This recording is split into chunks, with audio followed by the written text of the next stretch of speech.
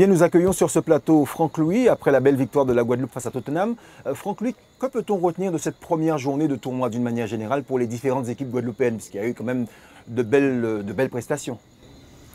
Oui, en termes de résultats, c'est pas mal. J'ai vu que Marie-Galante avait battu Caen, que la Guyane a battu Marseille, même si ce ne sont pas les Guadeloupéens, mais disons que les équipes des Dômes se sont bien défendues ce soir. Maintenant, ce n'est que le début, il faudra confirmer demain, et, sachant que les équipes, certaines équipes comme Tottenham sont un peu vexées d'avoir perdu contre nous, donc je pense que demain, le niveau va encore monter. Merci Franck Louis d'être venu jusqu'à nous et on souhaite bien sûr que la Guadeloupe poursuive sur cette belle lancée de la première journée du tournoi international U15 du Conseil général. Nous accueillons sur ce plateau Mehmet Ali, l'un des entraîneurs de l'équipe de Tottenham, arrivé cet après-midi. Alors la première question à Mehmet, justement, comment expliquer que Tottenham soit arrivé aussi tard, mais quand même on a vu des garçons bien physiquement?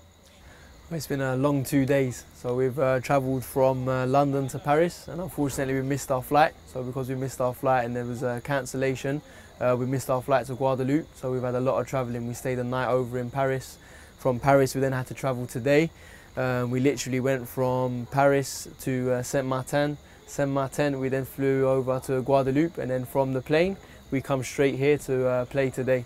So a lot of travelling in the last 2 days. Alors il y avait 2 jours de voyage pour nous. Nous avons été à Paris. De Paris, nous avons attendu énormément parce que nous avions des problèmes d'avion. Ensuite, nous nous sommes rendus à Saint-Martin.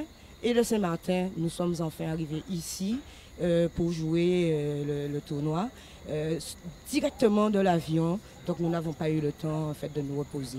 Nous avons beaucoup travaillé, beaucoup voyagé. Merci.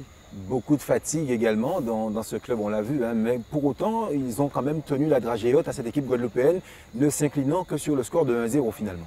With our players, we always try to tell them that we have no excuses. So it has been difficult, it has been tough for them, but we always try to make them strong mentally.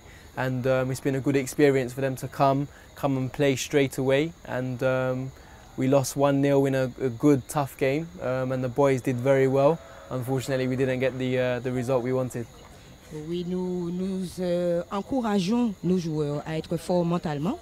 Et donc, pour nous, c'était l'opportunité de montrer que malgré tout, on peut arriver, on peut jouer, on peut être fort dans la tête pour pouvoir faire la performance sur le terrain.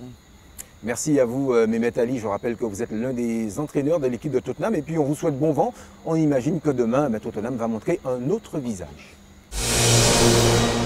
La Guadeloupe qui a réussi l'exploit de battre Tottenham, c'était le dernier match du reste de la journée. Une belle victoire, pour cela nous accueillons Philippe Garin pour en parler. Bonsoir Philippe. Bonsoir Ronnie. Philippe, belle victoire de la Guadeloupe donc face à Tottenham, je le disais tout à l'heure, mais également la formation de Marie-Galante qui a réussi l'exploit de battre Caen. Caen qui est quand même un bon centre de formation français. C'est pas rien Ronnie, en tout cas les Marie-Galantais ont montré une forte impression face à cette équipe de Caen.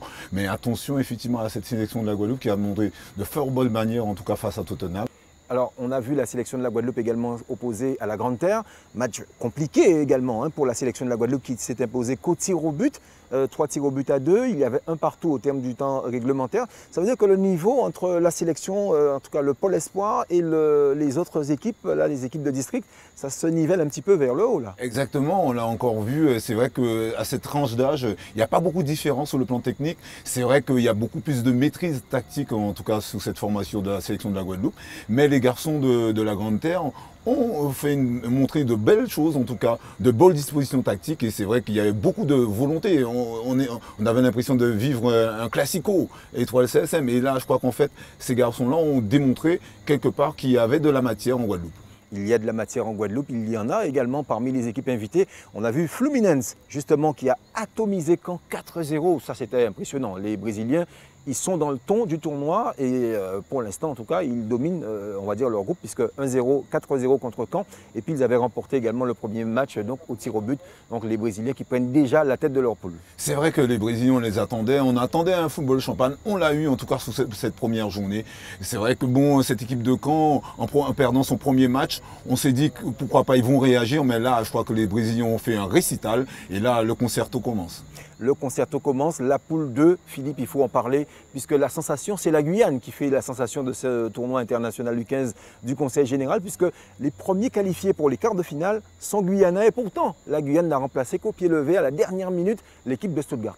Et c'est vrai que c'est ça le suspense de cette coupe. C'est des garçons qui sont arrivés au pied levé. C'est la grosse surprise en tout cas de cette compétition. C'est vous dire que ces garçons de la Guyane, ils étaient là sur la première édition. Et là, je pense qu'ils ont tiré l'expérience de tout ça. Et en venant pour le pied levé, moins de stress, moins de pression. Et là, je crois que les garçons, ils étaient libérés. Et là, je crois qu'on l'a vu encore sur cette première journée. 2 victoires donc pour les Guyanais. La première 1-0 face à la Martinique. Et derrière, donc la Guyane qui battait l'Olympique de Marseille sur le score de 2-0 également. Donc ça veut dire que quand même, dans les DFA d'une manière générale, Guadeloupe, Martinique, Guyane, le football est en train, quoi qu'on dise, il y a un vivier. Et puis bon, il y a quand même une certaine évolution au niveau de ce football. En tout cas, ça a montré que nous savons jouer boule. Et là encore, c'est une belle fête à football. Les DFA, les équipes représentantes du DFA ont encore démontré qu'il y avait du ballon et je pense qu'il y a de l'avenir derrière ça. Il y a de l'avenir derrière ça. La deuxième journée du tournoi international U15 du Conseil général, c'est demain. Demain, donc vendredi, des matchs dès 8h10 et de sacrés matchs, puisque Tottenham, par exemple, qui a perdu aujourd'hui, voudra démontrer qu'il n'était pas à son bon niveau, qu'il y avait de la fatigue, bien entendu. Ils sont arrivés tardivement. Et 2-3 équipes encore vont vouloir bien tenter leur chance pour se qualifier. Le seul qualifié pour l'instant, c'est la formation guyanaise qui a remporté 2 matchs, mais 2 matchs dans le temps réglementaire, ce qui fait 8 points au classement. Oui, c'est vrai que mais la grosse équation, c'est la chaleur. Ces joueurs n'ont pas l'habitude, en tout cas, de jouer sur cette chaleur tropicale. Et là, je crois que demain, on va savoir si vraiment ces garçons de Tottenham ou les autres de Caen ont récupéré, en tout cas, du voyage. Là, c'est une autre affaire. Une autre affaire, bien la suite au prochain numéro, demain, donc deuxième journée de ce tournoi international U15 du Conseil général. Comme j'aime à le dire, foot sa belle.